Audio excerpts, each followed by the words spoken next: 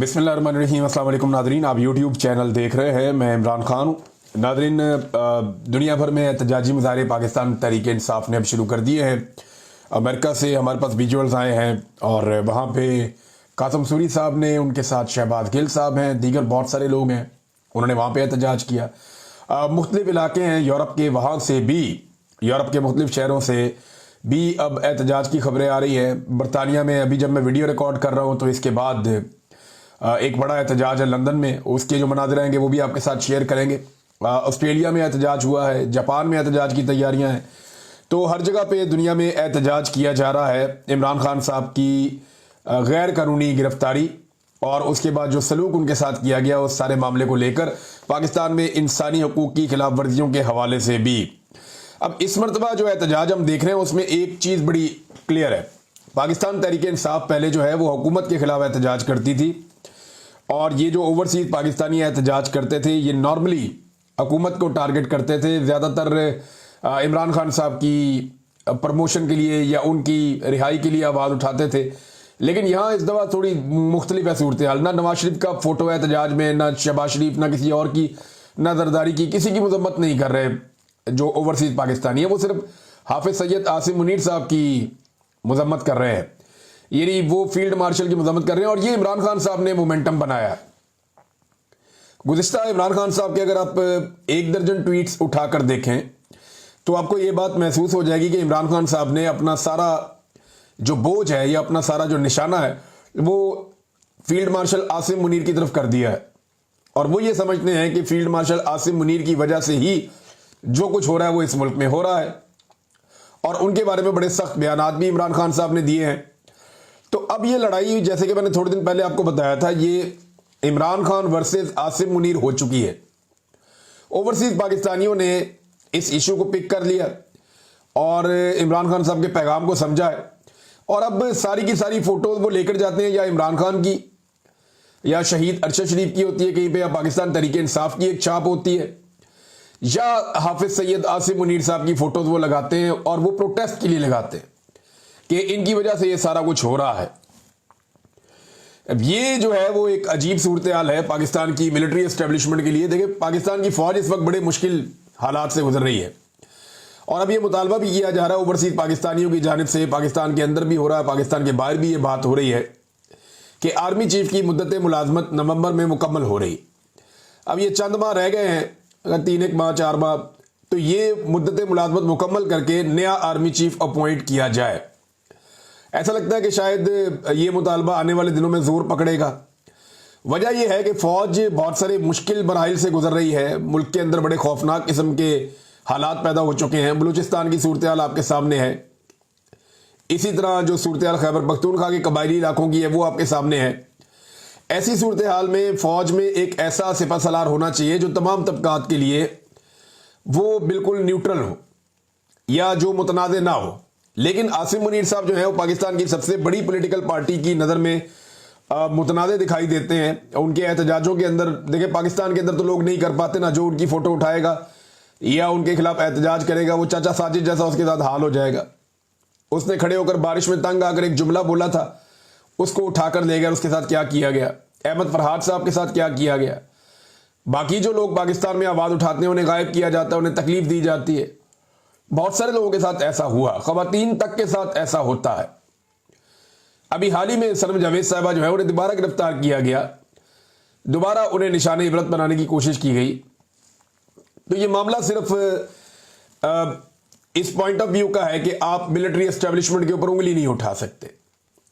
अब आसिम मुनीर साहब एक पाकिस्तान की सबसे बड़ी पॉलिटिकल पार्टी की नज़र में, हत्ता कि एमल वली खान साहब ने भी उन पर तनकीद की है, फजल रहमान साहब ने भी उन पर तनकीद की है, और ख्वाजा आसिफ भी दूसरे अल्फाज में उन पर तनकीद करते हैं। पाकिस्तान में जितने सहाफ़ी हैं वो जो टाउट हैं बेशक, लेकिन वो भी खुलकर ये कहते हैं कि मिलिट्री एस्टेब्लिशमेंट ये सारा कुछ कर रही है, और एक्चुअली वो सब आसिम मुनीर साहब की तरफ इशारा कर रहे होते हैं।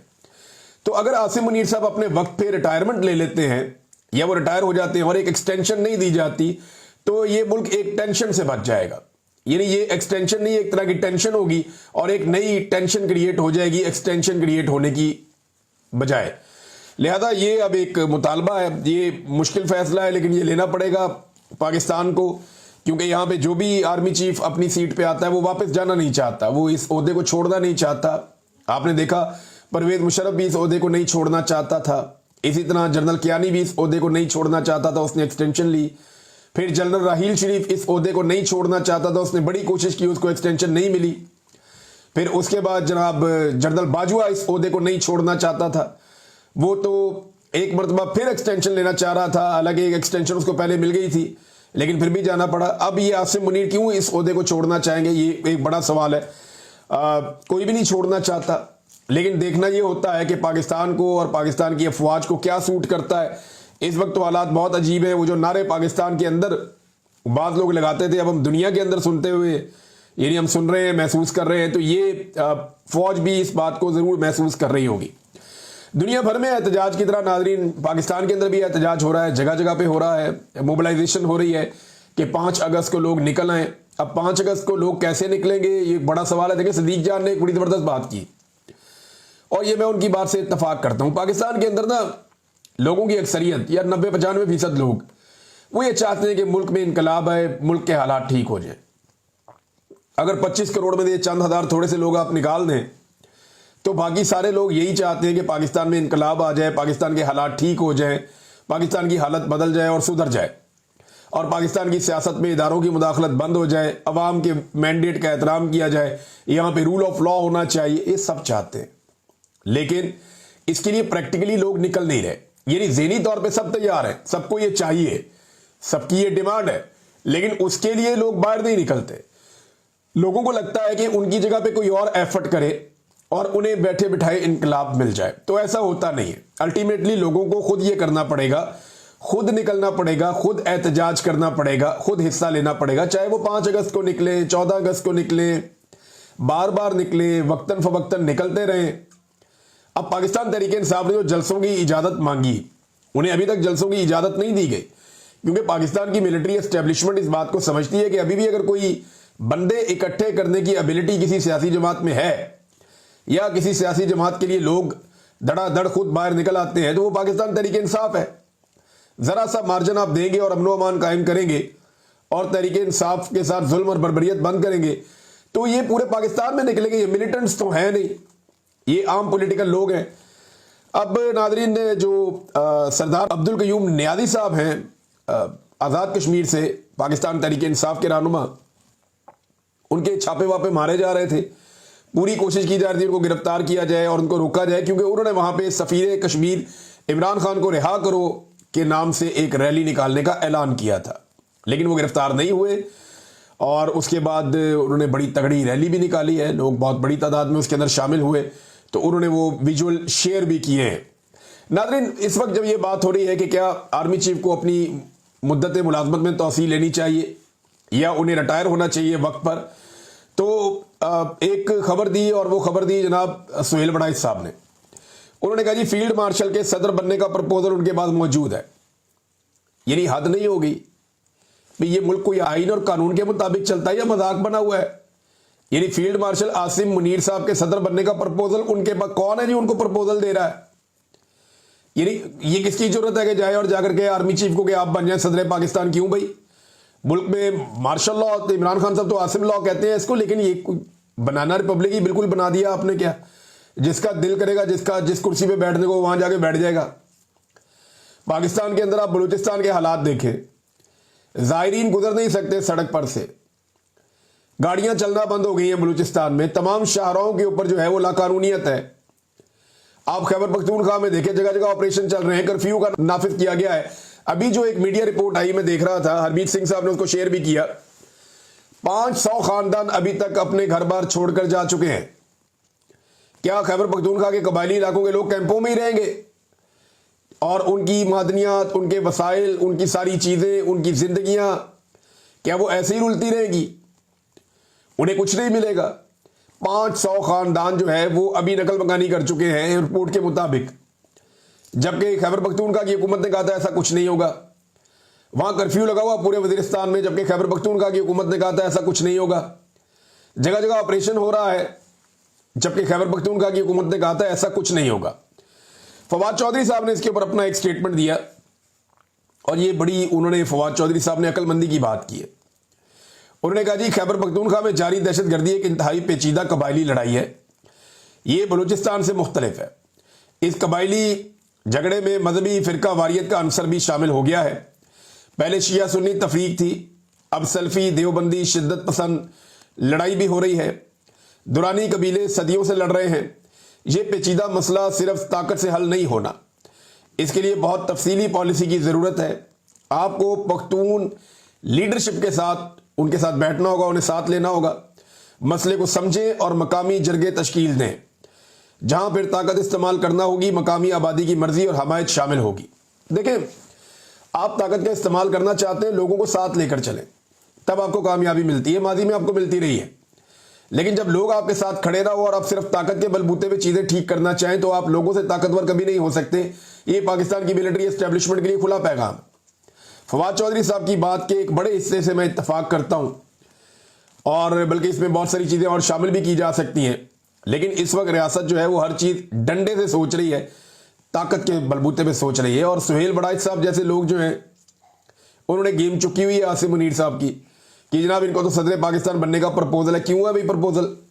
کس کھاتے میں پرپوزل ہے کہ صدر پاکستان بنا دیں گے؟ کیوں بنا دیں گے بھائی؟ ایک عہدہ ہے آرمی چیف کا، اس کی ایک مدت ہے، اس کے بعد وہ ریٹائر ہو اور دوسرا آرمی چیف آئے وہ آگے اپنی ڈیوٹی کرے۔ ایک 22ویں گریڈ کی سرکاری نوکری ہے، اس کے علاوہ تو کچھ نہیں ہے۔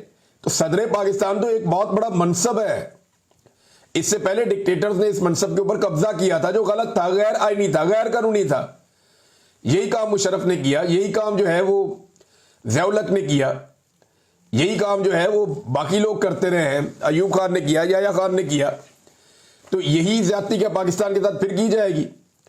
تو سہیل بڑائچ صاحب جیسے جو لوگ ہوتے ہیں نا، یہ پتہ نہیں کس چکر میں انہوں نے، خوشامد کے چکر میں انہوں نے عاصم منیر کو لا کر کھڑا کر دیا ان 4 ڈکٹیٹرز کی صف میں، جس میں کوئی بھی آرمی چیف کھڑا ہونا اپنی توہین سمجھے گا۔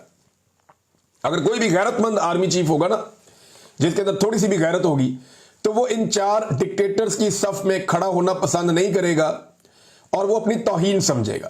لیکن سہیل بڑائچ صاحب نے خوشامد کے چکر میں عاصم منیر کو لا کر اس صف میں کھڑا کر دیا ہے جہاں اقتدار پرستوں کا پہلے سے نام موجود ہے۔ اب ناظرین میں آپ کو بتا رہا تھا کہ پاکستان کے حالات یہ ہے۔ ان حالات کے باوجود پاکستان کا جو وزیر داخلہ ہے، یعنی جو بلوچستان میں ہو رہا، جو خیبر پختونخوا میں ہو رہا، میں نے آپ کو بتایا، پاکستان کا جو وزیر داخلہ ہے وہ اس وقت ان حالات کے باوجود فلوریڈا میں، امریکہ میں جناب وہ تصویریں ویڈیوز آ رہی ہیں کہ وہاں پہ کرکٹ کے اوپر سیزن چل رہے ہیں اور اس کے اوپر ڈسکشن چل رہی ہیں۔ یہ چل رہا ہے ناظرین پاکستان میں، یعنی پی سی بی کا عہدہ جناب کو پسند ہے اور آرمی چیف سے قریبی تعلق ہونے کی وجہ سے وزارت داخلہ کا عہدہ بھی ملا ہوا ہے۔ نہ وزارت داخلہ ٹھیک چل رہی ہے، نہ کرکٹ ٹھیک چل رہی ہے۔ دونوں چیزوں کا بیڑا غرق کر دیا پکڑ کے پاکستان جو ہے وہ 9ویں نمبر پہ ٹیسٹ کرکٹ کے اندر اس وقت، اور اصل کرکٹ جو ٹیسٹ کرکٹ ہے نا، جہاں پہ آپ کی اسٹرینتھ کا پتہ چلتا ہے، 9ویں نمبر پر پاکستان پہنچا ہوا ہے۔ ناظرین لکی مروت والے انسیڈنٹ پہ مراد سعید صاحب کا بھی سٹیٹمنٹ آیا اور وہ یہ کہہ رہے ہیں، ایک سوال انہوں نے اٹھایا اور بات بالکل ٹھیک ہے، کہ کیا لکی مروت میں شہید ہونے والوں کو بھی دہشت گرد ڈکلیئر کر دیا جائے گا، یا ایک دفعہ پھر کہا جائے گا کہ گولہ دشمن ملک یا دہشت گردوں نے فائر کیا تھا۔ واٹس ایپ میڈیا پھر لکی مروت کے شہداء کو کسی کے کھاتے میں ڈال دے گا، پھر لاشوں پر بیانیہ بنایا جائے گا۔ آپ کو کہا تھا نا کہ ڈرون، مارٹر اور گولہ یہ سب بڑے سمجھدار ہیں، یہ صرف معصوم پاکستانیوں کے گھروں پر ہی گرتے ہیں، کیونکہ یہی ہمارا تجربہ ہے۔ ایسے ہی مارٹر گولوں کی بارش ہمارے گاؤں پر بھی ہوئی تھی، جس سے ایک دن میں کئی جنازے اٹھے تھے، لیکن رات کو ٹی وی پر خبریں چلی تھی کہ دہشت گردوں کے ٹھکانوں پر حملے، متعدد ہلاک۔ حالانکہ اس دن ایک بھی دہشت گرد نہ مرا، نہ ان کا ٹھکانہ نشانہ بنا، بس ہم پر ہی قیامت گرائی گئی۔ وہ 2008 تھا، آج 18 سال بعد بھی وہی پلے بیک ہو رہا ہے۔ ان کے منہ کو خون لگ چکا ہے، اگر روزانہ جنازے نہیں اٹھیں گے تو ان کو چین ہی نہیں آتا۔ مقصد خوف پیدا کرنا، امن کے احتجاج روکنا، پھر آپریشن کی خواہش پوری کر کے ریلیونٹ رہنا اور اس کی آڑ میں وسائل پر قبضے کر کے کمٹمنٹ پوری کرنا ہے۔ مگر اس بار ایسا نہیں ہوگا۔ قوم کا شک تو اس وقت دور ہو گیا تھا جب ہم نے نئی جنگ کی منصوبہ بندی کے وقت سے اس کو ایکسپوز کیا۔ مراد سعید وہ آدمی ہے جس نے 2022 میں رولا ڈال دیا تھا کہ پاکستان کی ملٹری اسٹیبلشمنٹ دہشت گردوں کو افغانستان سے پاکستان میں لا رہی ہے، اور پھر مراد سعید کے رولا ڈالنے کے بعد मालाकंड के अवाम खड़े हो गए, इतना एहतजाज किया कि उस वक्त की हुकूमत को मजबूर होकर उन दहशतगर्दों को वापस भेजना पड़ा और वो तालिबान पहाड़ों के ऊपर से फिर वापस गए।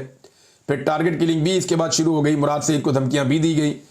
तो मामला तो मुराद सईद ने उस वक्त खोल दिया था और शानदाना गुलजार ने बताया कि एक्चुअली ये जनरल बाजवा का एक प्लान था जिसके तहत वो पाकिस्तान तहरीक इंसाफ को क्रश करना चाहते थे कि 3 साल के लिए तालिबान ले आओ खैबर पख्तूनख्वा में, ताकि तहरीक इंसाफ खत्म हो जाए, इनकी मकबूलियत खत्म हो जाए या इनके लिए मुश्किलात पैदा हो जाएं। अब नाज़रीन, मियां नवाज शरीफ साहब ने अपने एक बाएतमाद साथी अताउल्लाह कासमी साहब को मैदान में उतारा है। ये जनाब बहुत सारे ओहदे पहले रख चुके हैं, बहुत सारी मुराद पहले ले चुके हैं, मगर अब भी शायद खूब से खूब तर की तलाश में है। कासमी साहब ने मियां साहब के किरदार, मियां साहब की दयानतदारी, उनके अजीम अफकार, इन पर ज़मीन आसमान के कलाबे मिला दिए हैं और यहां तक कि नवाज शरीफ पर करप्शन का कोई इल्ज़ाम जो है वो कोई बददयानत ही लगा सकता है, ये भी कासमी साहब ने कहा। और ये भी कहा कि मैं उन्हें बहुत ऊंचे मुकाम पर देखता हूं। शराफत और अजमत का पैकर मियां साहब को उन्होंने करार दे दिया। ये जितनी तारीफें की है ना अताउल्लाह कासमी साहब ने, मुझे ऐसा लगता है कि शायद अब वो निशाने हैदर के चक्कर में है कि उन्हें अब निशाने हैदर मिल जाए, जितनी वो तारीफें इस वक्त कर रहे हैं मियां नवाज शरीफ साहब की। देखिए ना, नवाज शरीफ साहब और इमरान खान साहब में इस वक्त फर्क क्या आया हुआ? वो 3 दफा का वजीर आजम है, इमरान खान सिर्फ 1 दफा वजीर आजम बने हैं। फर्क ये आया हुआ है कि इमरान खान को, जो पहला शख्स है इमरान खान, उसे अवाम से दूर कर दिया गया है और दूसरा शख्स है नवाज शरीफ, जिससे अवाम दूर हो गई है। यानी एक को अवाम देख नहीं सकती और दूसरे को देखना नहीं चाहती। एक की आवाज अवाम सुन नहीं सकती, आवाज बंद कर दी गई है। दूसरे की आवाज अवाम सुनना नहीं चाहती, अवाम कहती है कि बंद करो आवाज। एक की तस्वीर नौजवान अपने हाथों से बनाते हैं, सड़कों के ऊपर, दीवारों के ऊपर अवामी फील्ड मार्शल लिख रहे हैं और आर्टिफिशियल इंटेलिजेंस से उसकी तस्वीर बनाते हैं क्योंकि उसकी तस्वीर अवेलेबल नहीं है पिछले 2 साल से। जबकि दूसरे की टीम दिन रात उसकी तस्वीर को फोटोशॉप करती रहती है कि ये वाली झुड़ियां छुपा दें, गले वाली झुड़ियां छुपा दें, तो ये कर दें, वो कर दें। वो बेचारी इस चक्कर में उनकी टीम जो है वो टाइम ज़ाया करती रहती है। एक जो है वो इस वक्त अवामी फील्ड मार्शल बना हुआ है और दूसरा जो है वो इस वक्त फील्ड मार्शल की गुलामी कर रहा है। कितना फर्क है दोनों में, और ये फर्क मियां साहब ने अपनी हरकतों से डाला है। अब जितने मर्जी अपने साथियों को कहें कि मियां साहब की गेम चुक के रखो, अब जितना मर्जी मियां साहब सबको ये कहें कि आप मेरी तारीफें करो, क्योंकि मियां साहब को रीलॉन्च करने की तैयारी हो रही है। कभी मरियम नवाज फोटो लगाती हैं, कभी कोई सहाफ़ी कॉलम लिख देता है, कभी कोई आकर बोलता है कि मियां साहब इस वक्त मसाइल का हल है, कभी कोई आकर कहता है कि नवाज शरीफ साहब के पास सबको चलकर जाना पड़ेगा। क्यों भाई? मियां साहब को उनके हल्के में लोग वोट नहीं डाल रहे, सारे चल के मियां साहब। मियां साहब की कहानी खत्म हो गई। मियां साहब पाकिस्तान की एक पॉलिटिकल हकीकत थे, वो दोबारा पॉलिटिकल हकीकत बन सकते हैं। मैं आपको ये भी बताऊं, अगर मियां साहब अपनी जात से बाहर निकलकर सोचना शुरू कर दें, आज अगर अपने खानदान से बाहर निकला है मियां साहब और वो ये सोचना शुरू कर दें कि उन्होंने पाकिस्तान में जमहूरियत के लिए कुछ करना है, तो शायद मियां साहब की वापसी हो सकती है। लेकिन जिस रास्ते पे मियां साहब चल रहे हैं इसमें सिर्फ गुमनामी है और कुछ नहीं। नाज़रीन, मिनिस्टर कॉलोनी में एक बंगला नंबर 36 है, उसकी तज़ीन और आराइश के लिए 4 करोड़ 36 लाख रुपए का बजट जारी कर दिया गया। ये है हुक्मरानों के अल्ले तल्ले। आप अंदाजा कीजिए कि जिस वक्त पाकिस्तानी भूखे हैं, जिस वक्त किसान को पानी नहीं मिल रहा और इस वक्त कितनी बारिशें हुई हैं, उसके बावजूद मंगला और तरबेला में पानी की कमी है। जो खरीफ की फसल आ रही है उसके लिए पानी की 25% पाकिस्तान में कमी है। यानी हमारी फसलें दोबारा से पानी की किल्लत की वजह से मुतासिर होंगी। हालांकि टका के बारिशें हुई हैं पाकिस्तान में, इसके बावजूद आप वाटर स्टोरेज आपके पास है ही नहीं, आप काम कर ही नहीं सकते, आप पानी रोक ही नहीं सकते। और जो मंगला और तरबेला आपके पास हैं, इतने सारे सैलाब आने के बावजूद वहां पे भी पानी कम है। मंगला की कैपेसिटी से 40% पानी इस वक्त कम है और इसकी एक वजह पाकिस्तान और भारत का तनाव है, क्योंकि भारत अब पाकिस्तान का पानी लगातार रोकता है, बार बार रोकता है। तो नाज़रीन, अब तक के लिए इतना ही। अपना ख्याल रखिएगा, अपने इस चैनल का भी। अल्लाह हाफिज।